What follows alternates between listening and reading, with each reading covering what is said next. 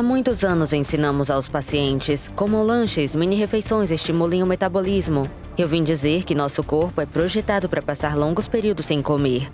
E assim... I think you gotta have a dream. The School of Greatness. Really? Yeah. Please welcome Lewis Howes. Opinião sobre isso. O que é que a ciência mostra quando a gente faz jejum por 24 horas ou 48? O que é que realmente está acontecendo com o corpo? Está curando o corpo, a autofagia está se estabelecendo, começando em 24 horas. O que é que a ciência mostra que acontece depois de 24 horas de jejum? Antes de mais nada, parabéns por estar há quase 2 dias de jejum e se sentir fantástico. Obrigado, valeu. Mas acho que quando falamos de jejum, a maioria das pessoas pensa em jejum intermitente, ou seja, intervalos mais curtos. Mas com episódios mais longos, você se aprofunda na autofagia, que é esse processo de desperdício e reciclagem dos bastidores, quando estamos num estado não alimentado. Isso é importante considerando os 2 últimos anos e meio em que tivemos muitas doenças, que consigamos a regulação e outros princípios, como a ativação de células-tronco durante 2 ou 3 dias de jejum. Acho que muitas pessoas nem sequer entendem que esse período de descanso digestivo pode ajudar a curar o intestino. Quantos de nós têm o intestino irritado, distúrbios autoimunes? Assim, acho que em vários níveis há essa melhora nos marcadores biofísicos. Sabemos que os níveis de insulina diminuem, o que permite que nosso corpo seja mais eficiente e possa usar diferentes tipos de substratos de combustível, não só ácidos graxos, mas glicose, e chegar a um ponto em que possa usar cetonas. É por isso que você tem tanta energia, clareza mental. Seu corpo está trabalhando para otimizar sua saúde. Ao contrário da alimentação crônica a cada 2 ou 3 horas e da metodologia tradicional. Mas quanto mais tempo passamos em jejum, estamos realmente observando a regulação da autofagia, a redução da inflamação, a melhoria dos marcadores biofísicos. Se o jejum for longo o suficiente, geralmente cerca de 4 a 5 dias, você obtém a ativação de células-tronco. E para muitas pessoas, esse é um grande benefício que elas procuram. Você obtém uma melhora no comprimento dos telômetros, que é um dos principais benefícios anti-envelhecimento do jejum. Assim, acho que em muitos níveis as pessoas pensam num jejum intermitente como intervalos mais curtos, mas há benefícios em fazer jejuns mais longos. Há benefícios diferentes para homens e mulheres, 24 horas, 2 dias, 3 dias.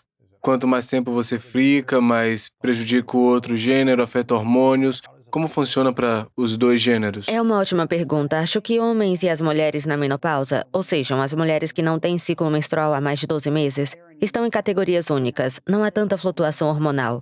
Então, geralmente podem jejuar quando querem. Já as mais jovens, especialmente abaixo dos 35, que estão ainda no pico da fertilidade, eu sou um pouco mais cautelosa. Faça de acordo com seu ciclo menstrual. Então, há momentos no ciclo menstrual em que pode fugir do jejum, em que deve recuar. E a perimenopausa é um período nebuloso de 10 a 15 anos, antes que as mulheres entrem na menopausa. E pode ser um período em que as mulheres podem ser mais cuidadosas com seu estilo de vida. Então, depois dos 35, quando as mulheres devem jejuar e por quanto tempo? Boa pergunta. Acho que depende muito de cada pessoa. Normalmente, eu digo que se você tem 30 e poucos anos, 40 e poucos e está na fase folicular, ou seja, no momento em que começa a sangrar até a ovulação, as mulheres podem fugir um pouco do jejum. Então você pode jejuar Sim, durante o jejum esse nesse período? período geralmente não é um problema, mas é preciso controlar o sono, o estresse, os tipos de exercício e a nutrição anti-inflamatória. Portanto, fica um pouco mais sutil e complicado. E acho que para muitas mulheres, à medida que envelhecem, começam a perceber que as coisas não funcionam tão bem. E o que também deixa de funcionar? Bem, como estamos recebendo quantidades flutuantes de... Nossos ovários não estão produzindo tanta progesterona, nossas glândulas suprarrenais estão entrando em ação para ajudar a amortecer isso. Passamos pela menopausa e não somos mais tão resistentes ao estresse, nós podemos lidar, mas temos que ser mais diligentes. Estamos tendo desequilíbrios entre os 2 principais hormônios sexuais, progesterona e estrogênio. De repente, nos tornamos resistentes à perda de peso, lutamos contra a dor nos seios, ciclos pesados, não falamos o suficiente com nossas pacientes e nem entre outras mulheres. Então, muitas mulheres chegam a essa idade e de repente se perguntam, o que está acontecendo? Tudo que eu fazia não funciona mais. E é aí que eu acho que o jejum, se praticado corretamente, pode ser uma estratégia fantástica. Então, quais são alguns desafios que você teve, eu acho, ou mudanças que você teve em que o jejum ajudou não prejudicou tanto ou ajudou de um outro jeito? Há muitos anos ensinamos aos nossos pacientes comam lanches, mini-refeições, estimulem o metabolismo. Eu vim dizer que nosso corpo é projetado para passar períodos mais longos sem comer. E assim, quando estamos olhando para mulheres com mais de 35 anos ou na menopausa, de repente, o modelo de calorias que entram e saem não funciona. E comer com toda essa frequência, grãos saudáveis para o coração e seguir o My Plate, está nos colocando em desvantagem. Então, acho que em muitos níveis, comer com menos frequência, com mais proteína, menos carboidratos processados, beber menos álcool. De repente, as mulheres estão dormindo melhor, menos inflamadas, perdendo peso. Então, acho que para muitas mulheres trata-se de descobrir qual é a receita certa para permitir que continuem a envelhecer de uma forma alinhada com a maneira que querem viver suas vidas. Claro.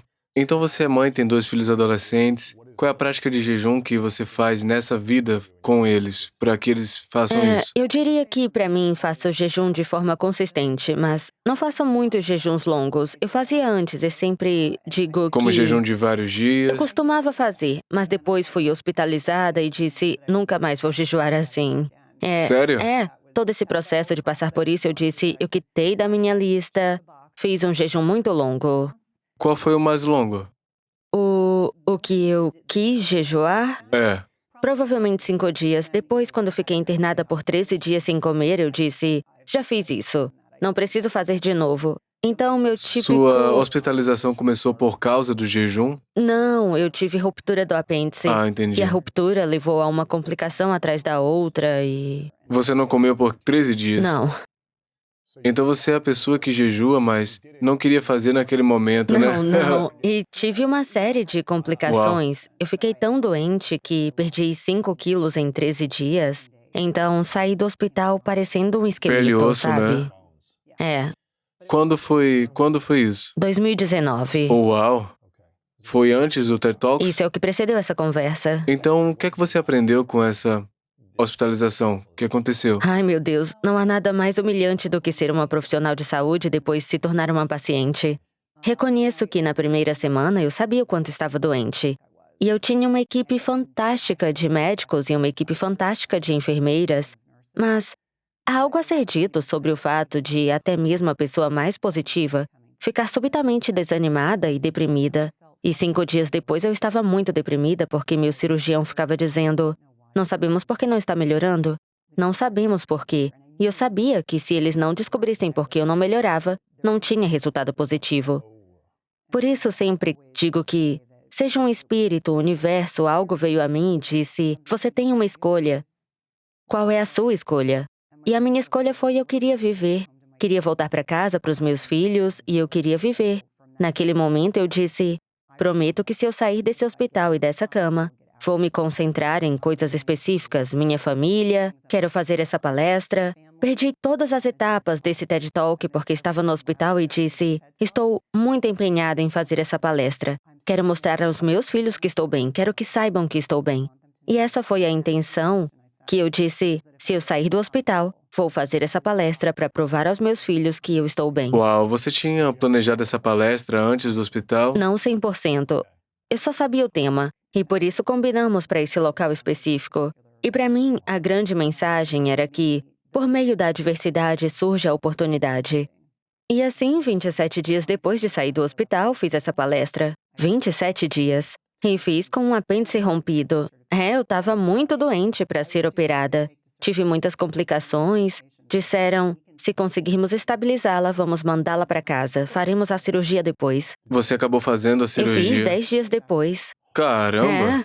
Assim, quando saí do hospital e minha mãe estava se certificando de que eu estava comendo qualquer coisa para me manter, sabe, viva. Nutrida, é. Então qual foi a complicação em primeiro lugar? O que aconteceu? Bem, foi o apêndice rompido, mas quando fui pro hospital, e não foi como se eu tivesse ignorado os sintomas, pensei que estava com intoxicação alimentar, até que não estava mais. Então, quando fui pro hospital, descobriram que meu cólon estava inflamado. E disseram, se levarmos para a cirurgia hoje, vamos tirar seu cólon.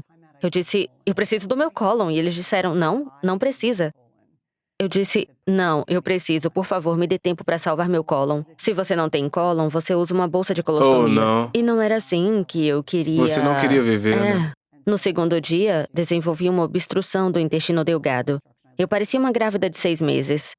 No quinto ou sexto dia, descobriram que eu tinha... Eles chamavam de abscessos retroperitoneais, o que significa que, no peritônio, que é uma cavidade estéril do abdômen, eu tinha desenvolvido abscessos, ou seja, infecções. Então tiveram que chamar um radiologista intervencionista no meio da noite para colocar drenos. E desenvolvi uma fístula. Logo foi como um efeito dominó. Meu cirurgião dizia, isso só aconteceria com outro profissional de saúde. E não há nada pior do que saber que há algo errado com você e estar numa posição em que tem que se render totalmente. Talvez essa seja a mensagem mais importante. Eu tinha que me render. Eu não conseguia pensar em nada do que acontecia. Lembro de que minha prima, que é médica, veio ficar comigo, porque eu disse ao meu marido para manter as crianças fora do hospital. Elas estavam estressadas e ela dizia, você não pode ir contra o que eles estão tentando recomendar. Eles me deram nutrição líquida numa sacola e eu ficava dizendo, você tem TPN orgânica? Que é a nutrição parenteral total. E minha prima dizia, você tem que parar com isso. Aceita, né? Exato. Essa foi a grande lição. É só se render ao processo. Uau! Qual foi a duração do seu jejum ou das suas tentativas de jejum intermitente ou jejum prolongado? Provavelmente 5 dias foi meu máximo. Eu acho que... Há quantos anos você começou? Pelo menos 3 ou 4 anos antes disso. Eu era definitivamente saudável do ponto de vista metabólico e acredito o fato de ter tido um resultado muito diferente do que outras pessoas teriam tido ao fato de eu ser tão saudável. Eu tinha reserva suficiente. Não muita, como evidenciado pelo fato de ter perdido muito peso. Mas meu corpo estava quebrando meus músculos para obter comida. Basicamente, o que aconteceu? É uma loucura isso. É difícil de processar. Então, o que você acha que levou a isso, em sua opinião? Qual foi a causa principal? Eu falei com uma grande amiga, uma amiga em comum, a doutora Gabrielle Lyon. E cerca de 6 meses antes de ficar doente, eu tinha estado no Marrocos. Meu marido e eu fomos ao Marrocos, estávamos comemorando o aniversário. Fomos a Marrocos e Espanha. E no Marrocos tive a pior intoxicação alimentar da minha vida. Eu pensei, isso é ruim. Não quero estar no Marrocos e ficar doente. Então suspeitamos que isso deu início a uma cascata de eventos porque peguei um parasita. E nossa hipótese de trabalho é que esse foi provavelmente o ponto de partida que fez as coisas começarem.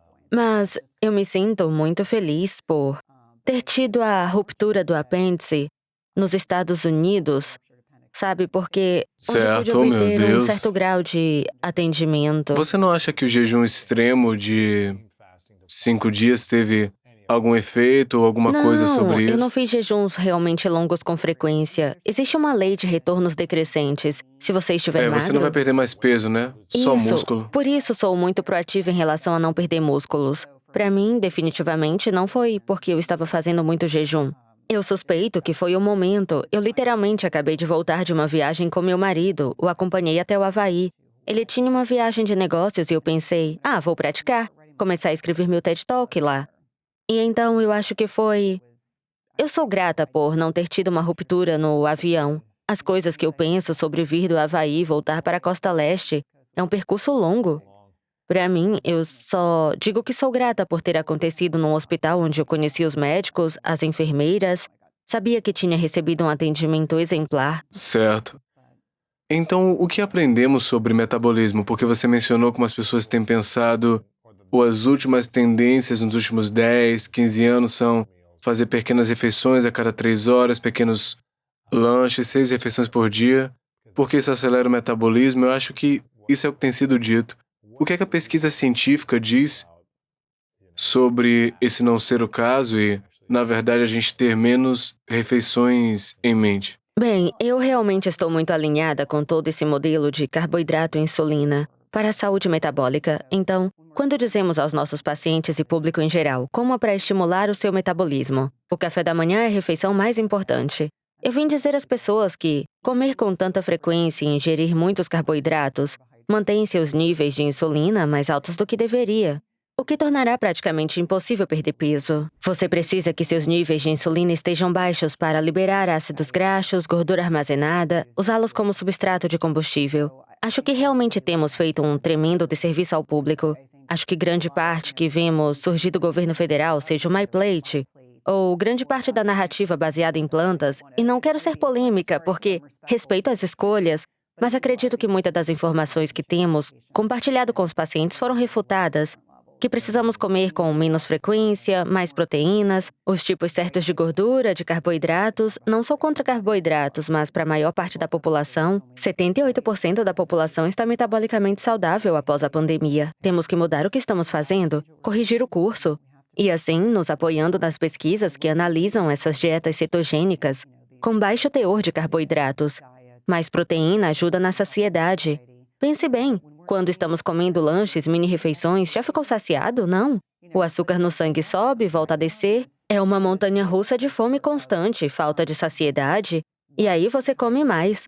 Penso no fato de que tenho filhos adolescentes e o mantra deles em nossa casa é: onde está a proteína? Eles dizem, mãe. E se sentam e eu digo, não me importo se comerem um macarrão.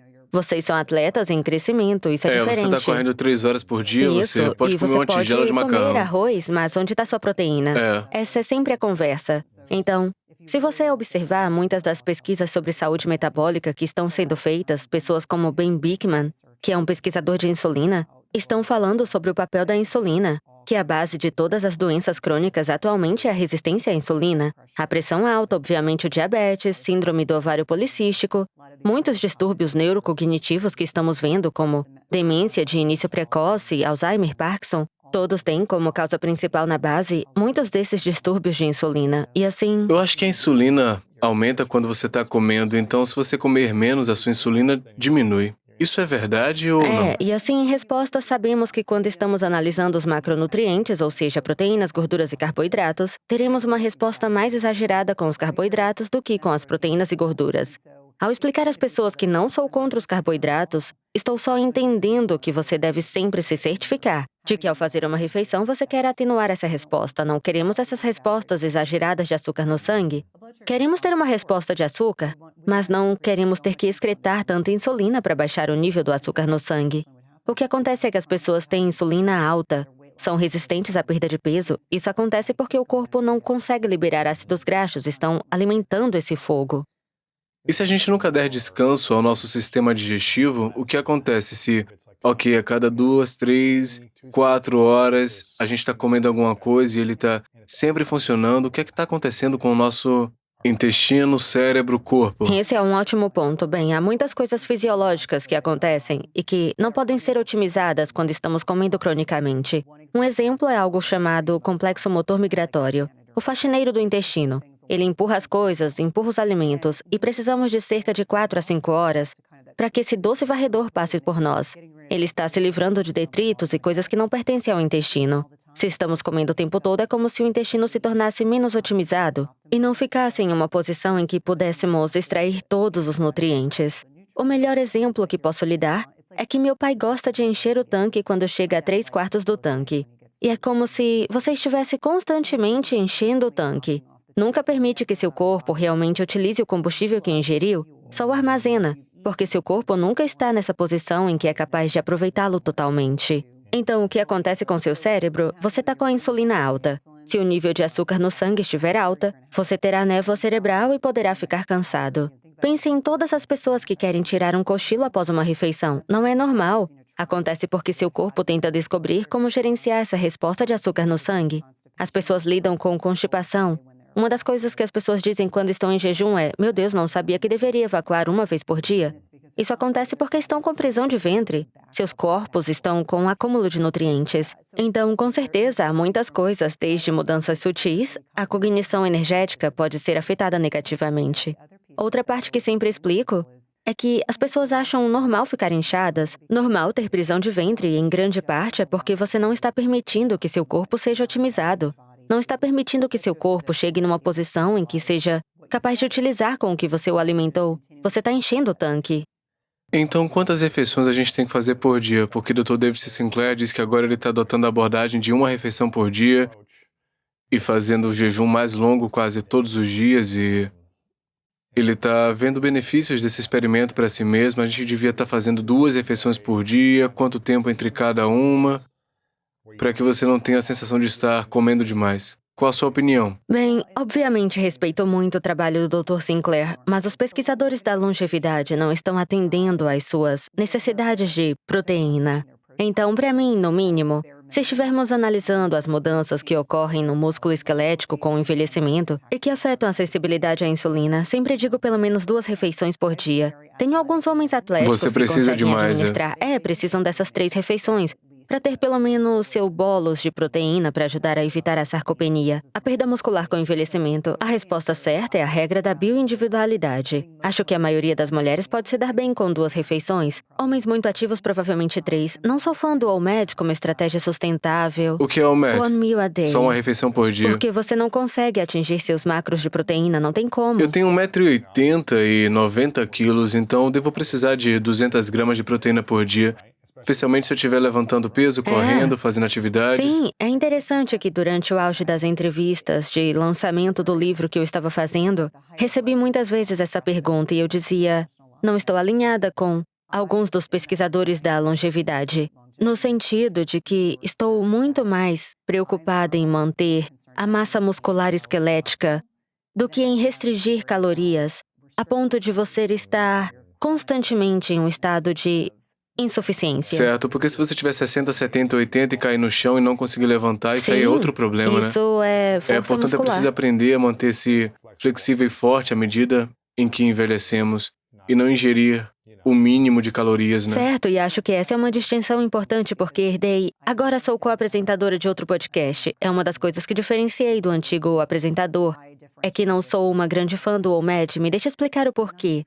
Eu disse, não estou só dizendo que se você exagerou nas férias, no dia seguinte você pensa, tenho que voltar aos trilhos, uma refeição. Mas como estratégia sustentável, não acho que a maioria dos homens e mulheres consiga alcançar suas metas de macronutrientes. Essa é uma preocupação maior porque vejo o que começa a acontecer com as pessoas quando têm menos flexibilidade metabólica, mais resistentes à insulina. E para a maior parte da população, precisamos ter essas conversas e dizer, como clínicos, temos que fazer melhor.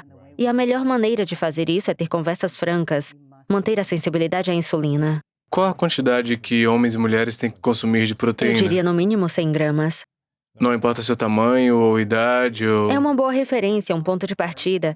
Acho que a maioria das mulheres provavelmente come 40 ou 50 e elas se perguntam, por que eu não consigo obter ganhos na academia, perdi a força muscular, o que está acontecendo? Eu digo, seus hormônios sexuais estão flutuando, é a primeira coisa que está contribuindo.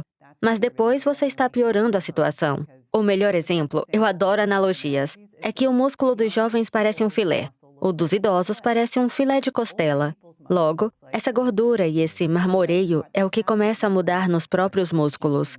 Então, embora um filé seja delicioso, não queremos ser um filé inteiro, pois isso nos tornará muito menos flexíveis metabolicamente. Por isso, acho que essa analogia faz com que as pessoas pensem, quero comer um filé de costela, não quero ser um filé mignon. Interessante, então 100 gramas de proteína por dia para mulheres, em média, é uma boa referência, né? Para homens, 150 a 200, dependendo do tamanho, acho né? que isso é razoável. E também acho que, por exemplo, você ainda está num estágio em que sua testosterona está onde deveria estar. A maioria dos homens mais jovens quer mesmo buscar mais proteína. Eu diria que os homens com 50 ou mais talvez precisem de um pouco menos. Mas isso provavelmente depende do que eles estão fazendo. Em termos de levantamento de peso, se estão atingindo a síntese de proteína muscular, o que certamente é muito importante. E se a gente ingerir proteína, mas não fizer exercício? Isso é um problema. O que acontece com o corpo, então? Bem, a perda muscular com o envelhecimento não é uma questão de se, mas de quando. Isso vai acontecer. Portanto, a sarcopenia é uma coisa real. Também há a perda de força muscular e ela aumenta a cada década. Então, se estivermos analisando a pesquisa de uma pessoa de 40 anos em relação à de uma pessoa de 50, isso começa a acelerar. A menos que tome esteroides, HCG, injeções. Certo, vou ser sincera, tanto homens quanto mulheres podem tomar. Sabemos que é importante que as mulheres tomem progesterona, estrogênio e testosterona, se for o caso, durante a menopausa. E para os homens, na andropausa. A razão número 1 pela qual os homens têm baixa testosterona nos Estados Unidos é a resistência à insulina e os produtos químicos que imitam o estrogênio aos quais estão expostos. Há diferentes fatores que contribuem, mas eu digo, a musculação deve ser o mínimo para todos, como um mínimo. Acho que isso é outra coisa. As pessoas acham que podem ser o coelhinho da cardio para sempre e que só precisam caminhar.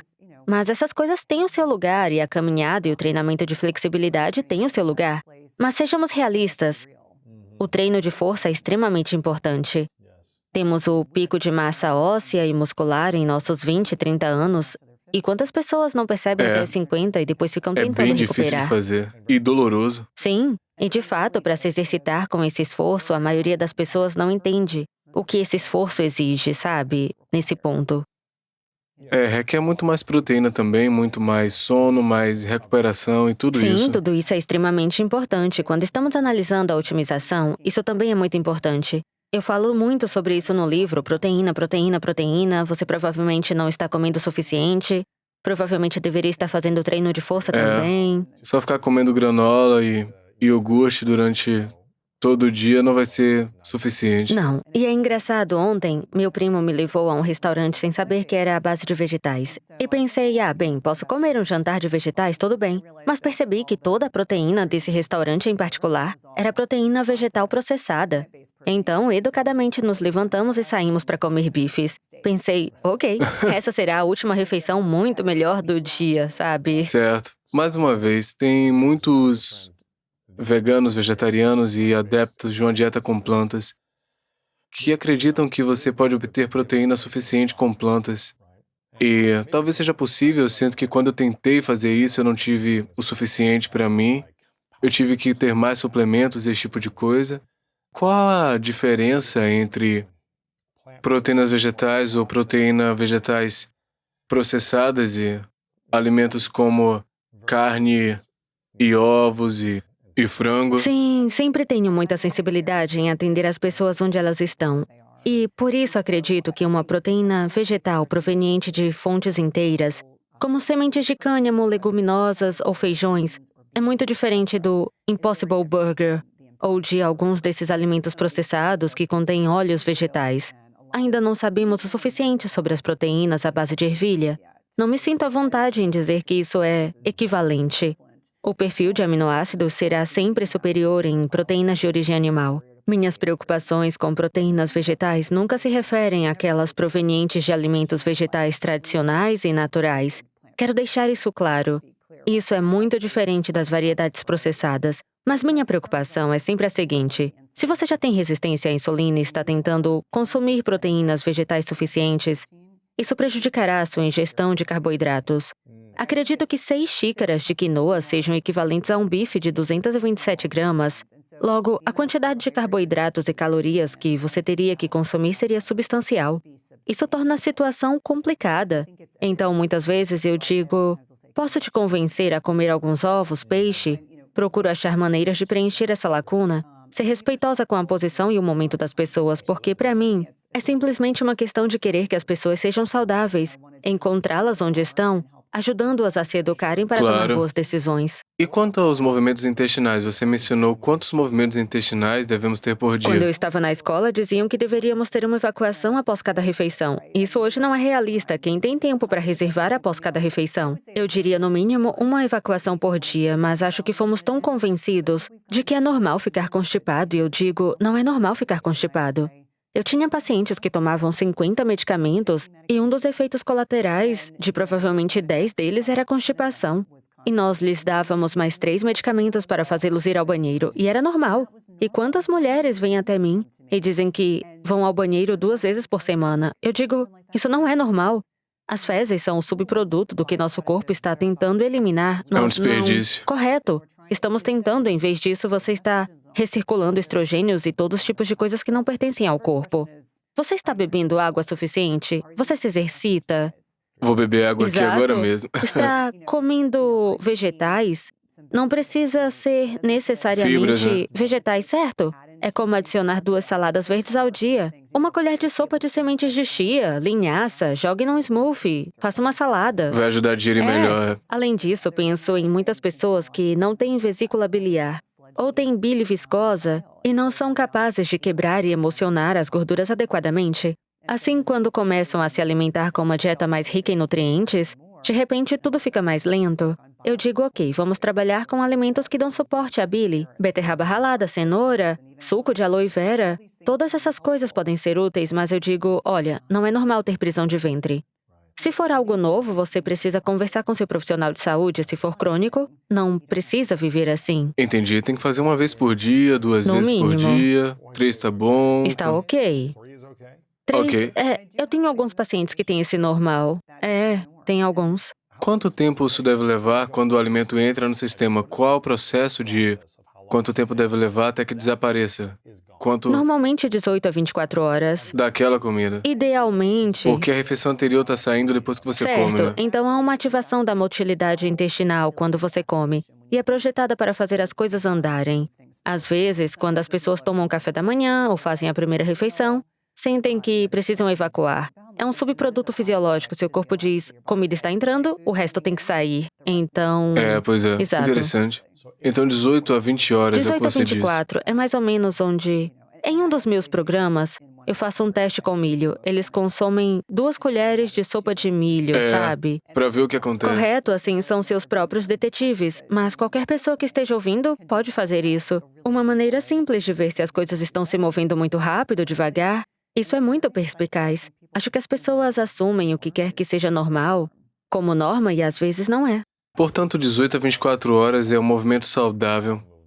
Interessante. Então deveríamos comer alguns pedaços de milho a cada refeição. Bem, acho que você só precisa prestar atenção. Eu me esqueço. Enfermeiras, falamos sobre cocô e funções corporais o tempo todo. Então, para nós não há estigma, mas para muitas pessoas se sentem desconfortáveis ao falar sobre o que acontece. Então eu digo, não tenha medo de ser um pouco detetive e descobrir o que é normal para você, se isso é saudável, por exemplo. Certo.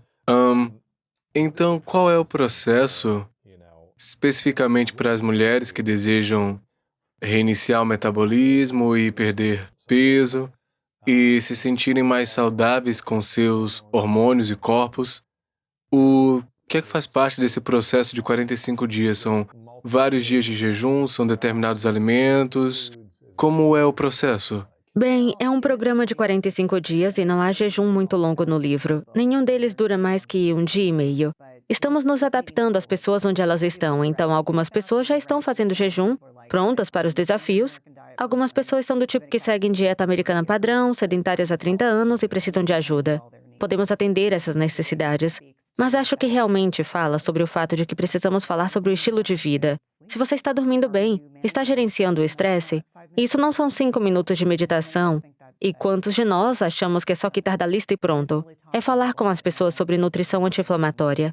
Infelizmente, a maioria dos alimentos que proliferam na indústria são altamente inflamatórios. Glúten, laticínios. Eu sempre recebo olhares desconfiados das pessoas, elas dizem, não os laticínios. Às vezes, em certas situações, os grãos, açúcar processado, álcool.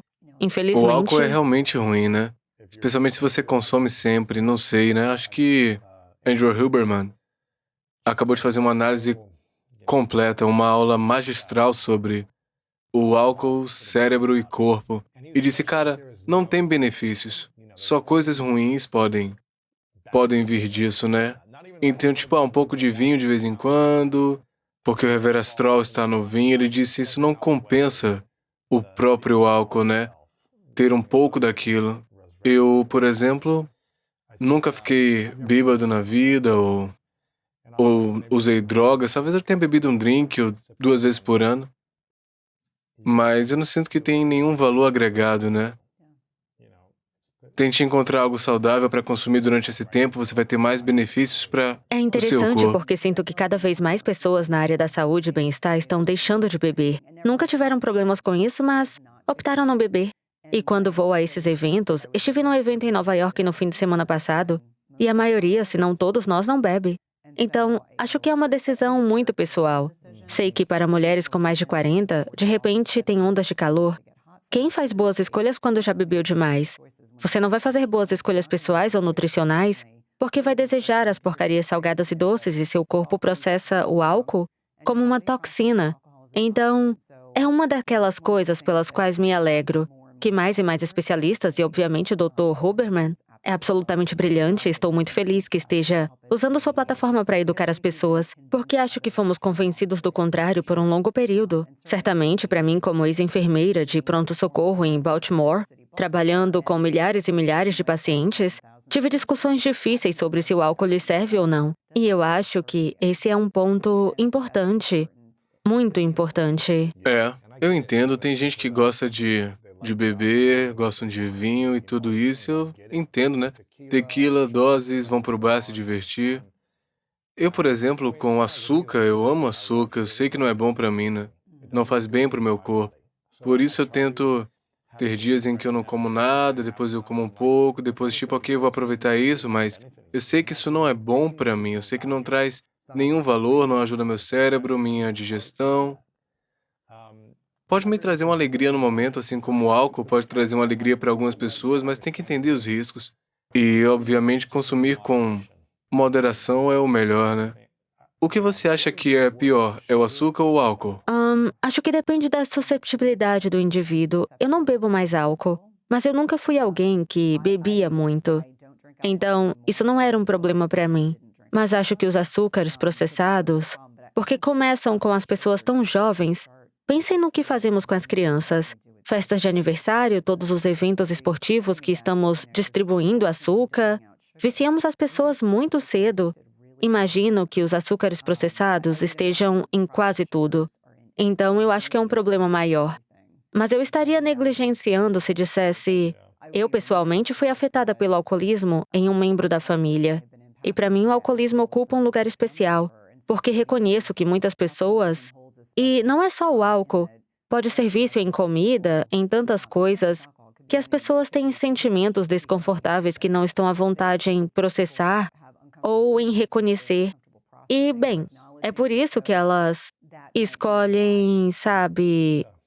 Anestesiar um pouco, Correto. Logo, sem julgamento. Sou totalmente solidária com tudo isso. Mas eu diria que os açúcares processados, com certeza. E se alguém nunca tiver jejuado antes?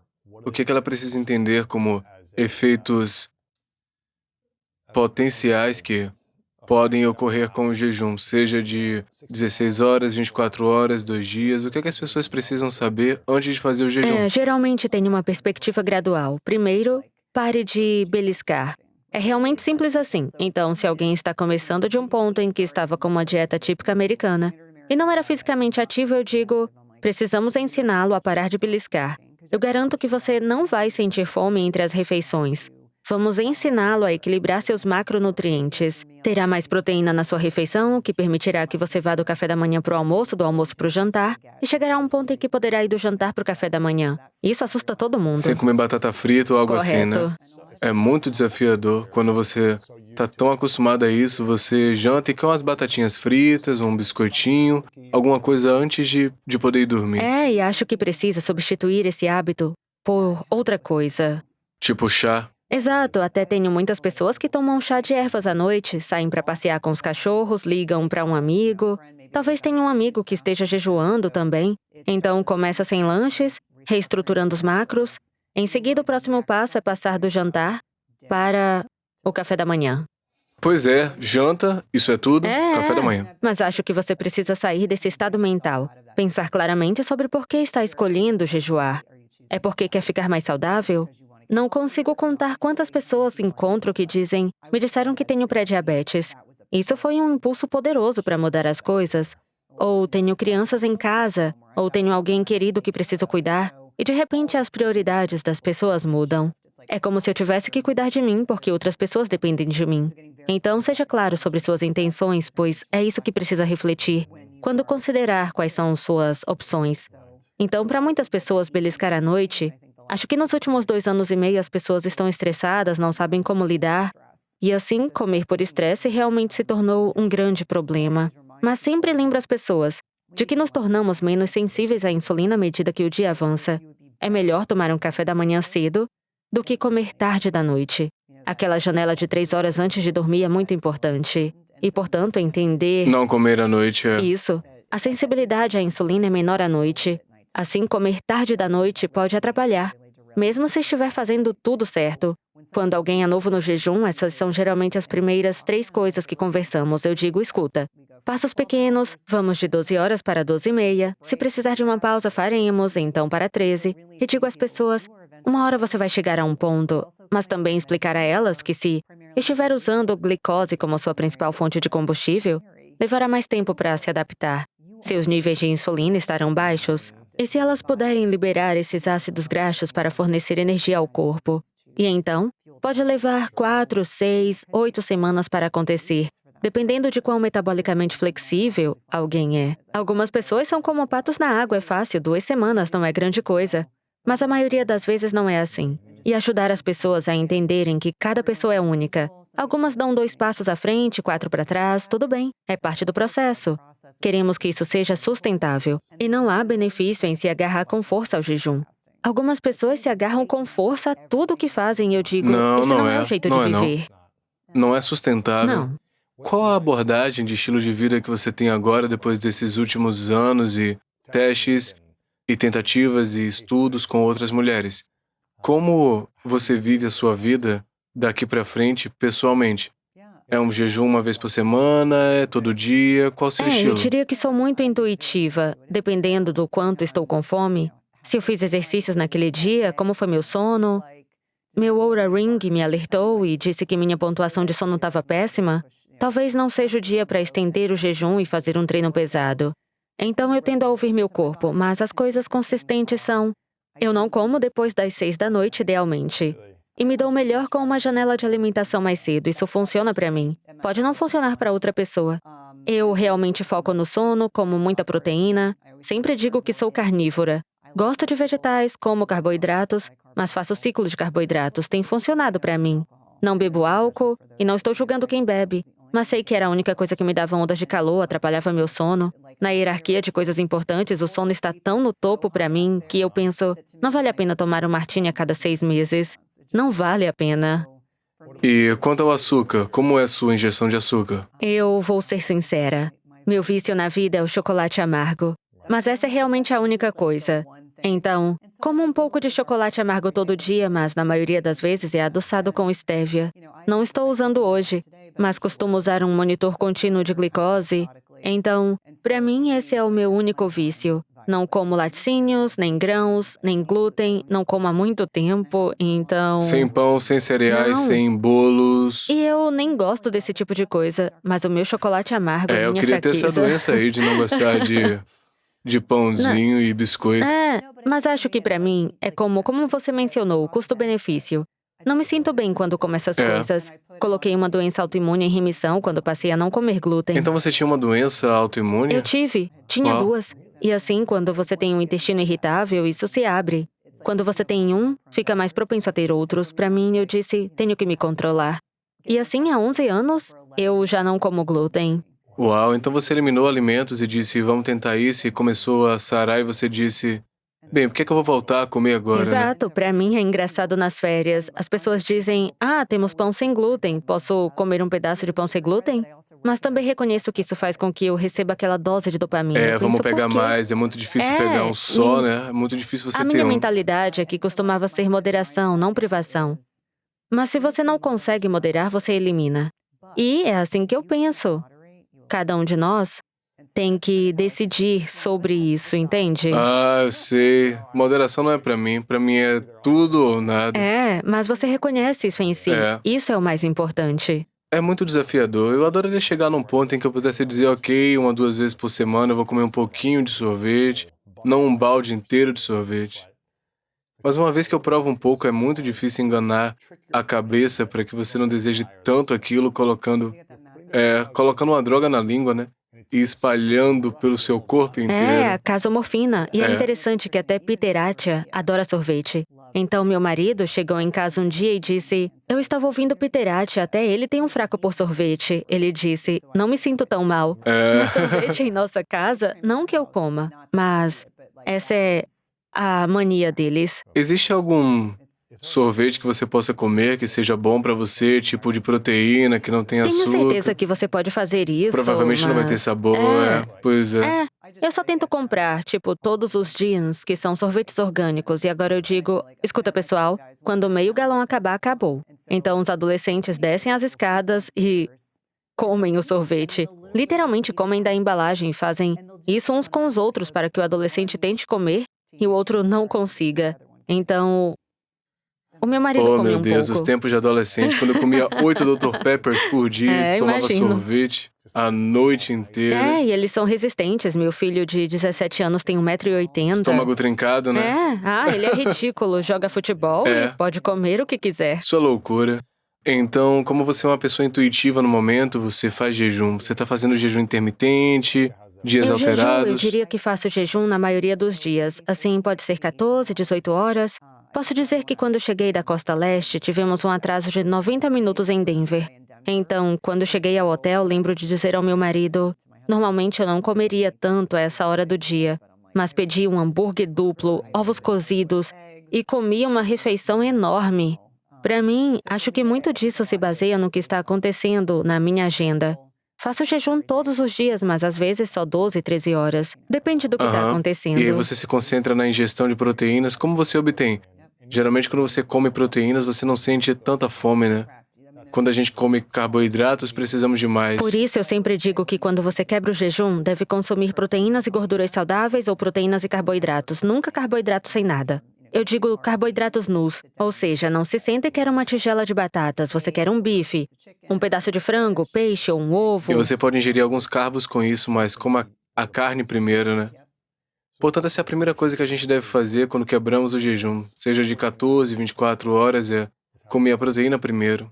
E acho que outra coisa que algumas pessoas, e eu também sou culpada disso, se eu fizer um jejum mais longo, quanto mais longo o jejum, mais leve será a refeição quando quebrá-lo. Então, quando eu costumava fazer jejum longo, eu comia caldo de ossos, porque se eu sentasse para comer, meu estômago dizia Como não. jejum de 4 ou 5 dias, né? Isso, eu tinha que fazer refeições leves. Pode ser uma salada, uma sopa. Há pessoas que são mais sensíveis ao momento de interromper o jejum. Eu digo se tiver problemas digestivos ou não se sentir bem, coma menos, com algo leve, faça uma refeição mais substancial depois. Quais são os piores alimentos para comer depois do jejum? Eu diria que basta sentar e comer um monte de carboidratos processados. Não se sente como uma tigela de sorvete. Você vai aumentar o nível de açúcar no sangue, a insulina. Se você se sentar e comer um pouco de arroz e frango, tudo bem. Mas eu diria que a maioria dos alimentos processados, porque seus sinais de apetite e saciedade não serão ativados. E tenho certeza de que você provavelmente já teve especialistas que falaram sobre isso. Mas o ponto de êxtase, a indústria de alimentos processados sequestra a química do seu cérebro para que você não perceba. Você pode comer 2 sacos de Cheetos e nem Você sentir. não percebe. Isso é É loucura. verdade. E ele foi projetado para ser assim. São tão gostosos. Não como Cheetos há muito tempo. Você é muito disciplinada com comida, não é? Eu sou, mas... Especialmente de 2 a 3 anos atrás, né? Com susto. Sim, bem, acho que para mim, estou tão sintonizada com o que meu corpo sente, que sei que não posso administrar meus negócios, minha vida pessoal, todas essas coisas, viajar se estiver tratando mal o meu corpo. E para mim, tenho que honrar meu corpo, comendo de forma saudável porque eu me sinto bem. Na verdade, tenho vontade de comer alimentos saudáveis. Não me esforço tipo, Lewis, é o que tenho que fazer, mas me sinto infeliz o tempo todo. Acho que essa é uma distinção importante. Reconheço que provavelmente não sou uma pessoa comum. Sou feliz fazendo o que eu faço. Acho que Você isso gosta é importante. disso, né? Você parece bastante magra, bem saudável, muito magra. Você atribui isso ao jejum e à disciplina na escolha dos seus alimentos? Ou... Acho que a alimentação é uma das escolhas mais importantes que fazemos. Mas sei que nessa fase do jogo, as outras coisas que faço são igualmente importantes. Então, serei a primeira pessoa a dizer que é uma combinação de uma dieta anti-inflamatória, musculação, dormir o suficiente e ser feliz. Não falamos muito disso, só ser feliz. Acabei de comemorar meu 19º aniversário de casamento. Uau! Obrigada. Parabéns. Por isso, digo às pessoas que essa decisão para mim foi fundamental para ser a pessoa que eu sou hoje. Acho que muitas vezes não falamos o suficiente sobre a realização pessoal, emocional, estar com a pessoa que faz você se sentir seguro, apreciado, valorizado. Então, se você não tem essa pessoa no momento, ela está lá fora. Estou aqui para dizer que me casei aos 30. E me lembro de ter pensado que isso não aconteceria, porque quantas vezes eu tinha sido nomeada madrinha em casamentos. Eu pensava, não vai rolar. Eu conheci e pensei, entendo porque tive que esperar. Mas acho que são todas essas coisas. E não ter medo dos hormônios. Eu estava em uma posição em que me beneficiei com a terapia de reposição hormonal. Me beneficiei. Sempre digo que a progesterona é a bala mais mágica para me ajudar a dormir. Eu digo, se eu não tivesse minha progesterona, seria terrível. Então acho que são muitos fatores. Mas as pessoas não devem ter medo de dizer, não vou ficar na festa até meia-noite porque não vou funcionar tão bem amanhã de manhã se não dormir. Ou descobrir quais alimentos funcionam ou não funcionam para você. Comer com menos frequência pode significar Certo. 12 horas de descanso digestivo. Não há vergonha nisso. Agora, toda coisa viral no TED Talk sobre jejum, você não era realmente uma pessoa que fazia jejum antes, você não falava muito sobre isso de maneira pública, né? Bem, comecei a fazer jejum por conta própria e em 2018 eu disse ao meu marido, porque sou introvertida, quero fazer um TED Talk. Vai ser um bom desafio para mim. E assim, é um jogo de números, você se candidata a muitos. Se eu te dissesse quantos TED Talks eu me inscrevi, você ficaria surpreso. Eu sempre digo que é um jogo de números. As pessoas presumem que você se inscreve uma ou duas vezes e consegue, mas Pra não foi assim quantos pra você mim. se candidatou? Mais de 80. 80? É, Todos disseram não? muitos disseram não. Então alguns disseram sim e Alguns você disseram. escolheu no final, Bem, eu fiz um TED Talk em Toronto em dezembro de 2018, falando sobre o tema super sexy da perimenopausa. Na mesma época, recebi uma segunda proposta. Foi no estado em que nasci, Carolina do Sul, e pensei, adoro a Carolina do Sul, adoraria fazer isso lá. E tive que tomar uma decisão. Não se pode fazer 2 palestras sobre o mesmo assunto. Olhei para o meu marido e perguntei, sobre o que falo nessa palestra? Eu disse, sobre o que sei muito. Ele respondeu, jejum intermitente, foi fácil. Eu disse, vou fazer uma palestra sobre isso. E disseram, Cíntia, queremos que você fale em nosso evento, mas gostaríamos de ter uma discussão com viés feminino, porque as pessoas pedem isso. Então, foi a próxima coisa que foi decidida para mim. Eu falava sobre o jejum em meus programas de grupo e com meus clientes, mas eu não estava anunciando e dizendo, sou a guru do jejum. Então, quando digo que o jejum intermitente me escolheu, porque depois que aquela palestra se tornou viral, foi como, uau, agora tenho uma plataforma para poder ajudar mais pessoas. E então, aceito isso com muita humildade. Mas quando aquela palestra viralizou, mudou tudo. Eu disse aos meus filhos que teríamos um verão tranquilo, nada demais. E de repente, meu site caiu e de repente estávamos lutando para, sabe... 2019, certo? A palestra aconteceu em março e foi lançada em maio. E então, bum, foi como... Tudo decolou. É. E agora, o livro. E então veio a oportunidade do livro. E a ironia, tenho certeza de que isso provavelmente aconteceu com você no início da carreira. As pessoas entram em contato, querem que escreva um livro. Lembro que fui a Nova York, conheci um editor e pensei, acho que não quero escrever um livro. E então tive que esperar um pouco mais até formular. Se vou escrever esse livro, vamos nos certificar de que seja de alto valor. Então, o AIF 45, que faz parte do meu livro, foi o resultado desse TEDx viral. Literalmente, tive que criar um programa instantaneamente. E comecei a aperfeiçoar esse programa. O que funciona, o que não funciona. Queremos que seja para homens e mulheres? Inicialmente era. E depois ficou mais alinhado apenas com as mulheres. Uau, inspirador. Qual foi a melhor parte do fato dessa palestra ter se tornado viral e qual foi o maior desafio? Ai, meu Deus. O melhor, acho que foi o fato de perceber que deixar a medicina clínica há 6 anos foi a decisão certa. Porque eu sempre dizia que estava cansada de passar receitas e queria ajudar mais pessoas. Então, acho que isso me deu a validação de que era a decisão certa. Porque acho que meu marido pensava que eu tinha um hobby até aquele momento. Ele dizia, isso é um hobby? Você quer criar um negócio mesmo? Eu diria que a melhor coisa que aconteceu foi me fazer perceber que eu estava no caminho certo. O universo validou que você está no caminho certo e é o que deveria estar fazendo. Acho que o maior desafio é encontrar o equilíbrio. O equilíbrio é algo ilusório. E tendo uma família, especialmente agora que estou no final dos anos de criação dos filhos, seria um ninho vazio em 4 anos. Eu penso, meu Deus, meus filhos estão... É como se cada dia fosse importante. Eu percebi que minha maior prioridade, no final das contas, são meus filhos e a minha família. Esse é o desafio de criar uma empresa, nutrir uma empresa, desenvolver e perceber que o tempo com meus filhos é escasso Logo, é essa constante. Meu marido é ótimo em termos de permitir que eu possa viajar bastante. Ele também viaja, mas acho que esse é o meu maior desafio, encontrar equilíbrio. Não quero olhar para trás e dizer que perdi meus filhos. Esses últimos 4 anos, com um e 2 com o outro, antes de irem para a faculdade, para mim, acho que o que comecei a fazer foi realmente aproveitar a viagem com eles. Assim, no verão passado, fizemos uma grande viagem que foi muito divertida. Meu filho mais novo está aprendendo alemão. E fizemos uma viagem de lista de desejos que foi incrível. Os adolescentes, quando ficam com os pais por 2 semanas, criam vínculos, baixam a guarda e ficam abertos para ter essas conversas profundas. Estou sentada no jantar e penso, não acredito no que meus filhos dizem, mas querendo que eles saibam que valorizamos esse tempo que passamos juntos. Eles definitivamente se beneficiaram de todo o sucesso que Uau. obtivemos. Isso é incrível. Você fala outros idiomas? Eu falava um pouco de francês, e se você não usa, acaba perdendo, o que é lamentável. Por isso eu sempre digo, se eu soubesse que iria acabar na área da saúde, teria aprendido espanhol. Isso teria sido mais valioso, porque eu não tinha muitos pacientes que falavam francês. Mas felizmente eles tinham atendimento no idioma. Havia centenas de pessoas que podiam interpretar em Washington, D.C. Uau! Coisas inspiradoras, tem muita coisa sobre jejum que as pessoas precisam saber, mas você tem muitas respostas aqui no seu novo livro.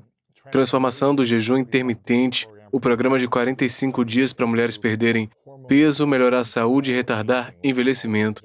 São coisas importantes para muitas pessoas, então comprem esse livro. Presentei uma amiga e elas podem obtê-la no seu site também. Mas qual é a maneira que as pessoas podem encontrar esse livro, além do seu site pessoal? E também, onde é que as pessoas podem encontrar você nas redes sociais? Sim, eu diria meu site, que é www.cynthiaturlow.com, e você pode obter links para Barnes & Noble, Amazon. Eu sou mais ativa no Instagram. Lá, meu nome é Cynthia_Turlow_. Quando essa palestra se tornou viral, Lewis, eu cometi o erro de ter um nome comercial. Então, quando mudei tudo, foi quase impossível conseguir meu nome. Em plataformas diversas, tem uma variação um pouco diferente. Se me segue no Twitter, sou um pouco sarcástica, vou avisando. Você é sarcástica em relação a tópicos de saúde, coisas do gênero, sou né? um pouco. Quero dizer, cresci em Nova Jersey, mas sou respeitosa. Nunca sou má, nunca sou legal, mas às vezes posso ser sarcástica. Eu queria É tipo avisar isso. Metabolic Bike, né? A abordagem dele. Pois é. Embora eu fique longe da pandemia, porque como prestadora de serviço de saúde licenciada, não quer cutucar isso. E essa é uma outra coisa que a gente tem que ter, mas é incrível. Bem, eu quero fazer umas perguntas finais, Cynthia. Eu gostaria de perguntar as 3 verdades. Então imagine que faltam muitos anos para o seu último dia. Você pode viver o que quis e realizou tudo, experimentou tudo que gostaria de viver com amigos, família, carreira. E por alguma razão você tem que levar seu trabalho com você, então ninguém tem acesso a esse livro, a essa conversa ou tudo que você criou na vida. Mas você tem 3 lições para compartilhar com o mundo, 3 coisas que sabe que são verdade, então quais seriam as suas 3 verdades? Eu diria, seja gentil. Acho que o mundo pode ser um lugar desafiador e a gentileza é totalmente subestimada. Eu diria que a diversidade leva à oportunidade. Acho que isso é muito importante, que as pessoas não devem se esquivar de momentos desafiadores, devem se inclinar para eles. E claro, seria negligente se não dissesse coma com menos frequência. Muitos benefícios, coma com menos frequência. Eu quero te agradecer, Cynthia, por ter se inclinado para a tarefa que a vida te deu, né? Você tem experimentado algumas dessas coisas, você ficou doente, esteve no hospital depois da sua palestra e criou uma nova plataforma para você. Você disse que precisava se apoiar nisso e não se esquivar. Então, muita gente está sofrendo, né? A obesidade está muito grande e os problemas de saúde também. Eu acho que as pessoas têm medo de sentir a adversidade, como você falou, que irá limitar os alimentos que querem, ou ter menos comida, ou restringir tempo. Então, o fato de você estar liderando o caminho com experiência de trabalho e passar por desafios de saúde e ser uma enfermeira de emergência para também ensinar a partir desse ponto de vista, agrega muito valor para o mundo. Então, eu agradeço por você se apresentar, por criar e mergulhar nas suas informações para que a gente possa recebê-las, né? Muito, muito obrigado por isso. Eu quero me certificar mais uma vez que as pessoas tenham o livro, deem uma olhada nele, a gente vai linkar tudo. E não deixem de dar uma olhada nisso. De que outra maneira a gente pode te ajudar? Tem outras coisas que podemos fazer? Não, obrigada. Eu diria para dar uma olhada no podcast. Tem um podcast maravilhoso, Everyday Illness, do qual me orgulho muito. Sinto que o trabalho da minha vida agora é ajudar a tornar as informações acessíveis para que as pessoas possam agir. Esse é sempre o objetivo, garantir que as pessoas ajam. Há muitos podcasts por aí, mas este, especificamente, ele vem de um lugar de muito amor. É lindo, eu adoro isso. Confira o podcast, site, livro, tudo. E última pergunta para você, qual a sua definição de grandeza? Acho que em muitos níveis, a grandeza vem de dentro. É realmente a sua própria jornada para determinar o que faz sentido para os seus dons. Todos nós recebemos dons e o que importa é o que escolhemos fazer com eles. Então, do meu ponto de vista, a grandeza é realmente se inclinar para os dons que lhes foram dados. Mesmo que não estejam totalmente claros para você, no momento em que você os atravessa. Eu sinto que, em muitos aspectos, comecei como pré-advogada, entrei na faculdade de Direito, não fui, me tornei enfermeira, me tornei NP. Todas essas coisas não faziam sentido para mim até chegar a um ponto em que, depois de estar tão doente, pensei, agora tudo faz sentido. Então, aproveitar ao máximo o que o torna especial e único. E cada um de nós tem dons que devemos aproveitar. Com certeza. Adorei. Cíntia, muito obrigado por estar o prazer aqui. é meu. Era um bebê. Parecia ter talvez 8 ou 9 meses de idade, tomando sorvete pela primeira vez. Comendo açúcar pela primeira vez. E você olha o bebê chupando sorvete, os olhos, e o bebê pega e enfia tudo no rosto.